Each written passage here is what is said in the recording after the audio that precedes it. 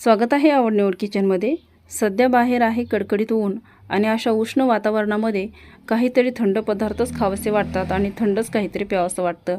तर त्यासाठी मी आज बनवणार आहे हेल्दी असा फ्रूट ज्यूस आणि या फ्रूट ज्यूससाठी मी साखर वापरणार नाही।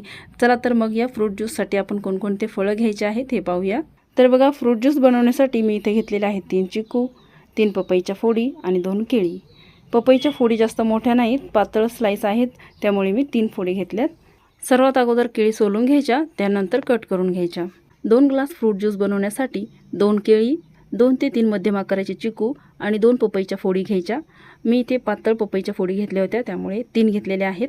आणि हे सर्व फळं कट करून घ्यायचे व्यवस्थित। चिकूच्या बिया आठवणीने काढून घ्यायच्या, त्यानंतर चिकूचे साले सुद्धा काढून घ्यायचे। अशा पद्धतीने सर्व फळांच्या मी फोडी करून घेतलेल्या आहेत। आता ह्या मिक्सरमधून फिरून घ्यायच्या आहेत। तर त्यासाठी मी अर्ध्या फळांच्या फोडी मिक्सरच्या भांड्यात घालणार आहे, कारण सर्वच फोडी एकदाच घातल्या तर मिक्सरला फिरवताना ज्यूस बाहेर येण्याची शक्यता असते।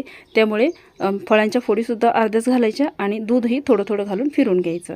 तर बघा, अशा पद्धतीने मी मिक्सरला फिरून घेतलेला आहे। आता राहिलेल्या फोडी मिक्सरच्या भांड्यामध्ये घालायच्या आणि पुन्हा त्यामध्ये दूध घालून फिरून घ्यायचं। 2 ग्लास फ्रूट ज्यूस बनवण्यासाठी मी इथे 1 ग्लास दूध घेतलेला आहे आणि हे दूध मी गरम करून थंड करून घेतलेलं आहे। फ्रीजमध्ये ठेवलं होतं थंड करायला। अगदी थंडगार दूध असेल तर ज्यूसही छानच लागतो, त्यामुळे मी दूध थंड करून घेतलेलं आहे। आणि आता या मिक्सरच्या भांड्यामध्ये उरलेलं दूध घालायचं आणि मिक्सरला फिरून घ्यायचं, जेणेकरून मिक्सरच्या भांड्याला जो फळाचा गर लागलेला असतो तो निघून जाईल। आणि मिक्सरच्या भांड्यामध्ये फिरून घेतलेलं दूध ज्यूसमध्ये घातल्यानंतर चमच्याने व्यवस्थित मिक्स करून घ्यायचं। आता या ज्यूसमध्ये मी साखर थोडीही वापरलेली नाही, बिना साखरेचा ज्यूस तयार केलेला आहे आणि तरीसुद्धा हा ज्यूस गोड आहे, कारण की मी जे फळं घेतलेले होते केळी, पपई, चिकू हे सर्व खूप गोड होते। कारण की फळं पिकलेले असले तर गोड असतात, त्यामुळे ज्यूस करण्यासाठी चांगले पिकलेले फळं निवडावेत। त्यामुळे मी चांगल्या पिकलेल्या फळाचा ज्यूस केलेला आहे आणि त्यामध्ये साखर घातली नाही, तरीही ज्यूस छान होतो। जर तुम्हाला आवडत असेल तर तुम्ही साखर घालू शकता। आणि तसंही साखर खाणं हेल्थसाठी चांगलं नसतं आणि शक्यतो घरी बनवलेल्या ज्यूसमध्ये साखर घालूच नये।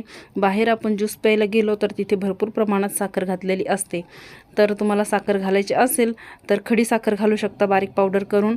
खडी साखर ही जाड खड्यांच्या स्थिती घ्यावी। आता मी इथे ज्यूसला थंडपणा राहण्यासाठी थोडेसे बर्फाचे तुकडे घातलेले आहेत, जास्त मोठे मोठे आईस क्यूब घातलेले नाहीत। तुम्हाला आवडत असतील तर तुम्ही घालू शकता।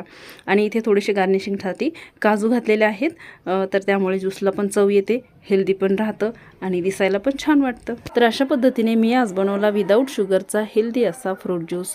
तुम्ही एकदा नक्की बनवून बघा आणि आवडल्यास कमेंटमध्ये नक्की सांगा। आजचा व्हिडिओ आवडला असेल तर व्हिडिओला लाईक करा, चॅनलला सबस्क्राईब करा आणि बेल आयकॉन दाबायला विसरू नका। पुन्हा भेटूया अशाच एका नवीन रेसिपीसोबत आवड निवड किचनमध्ये। धन्यवाद।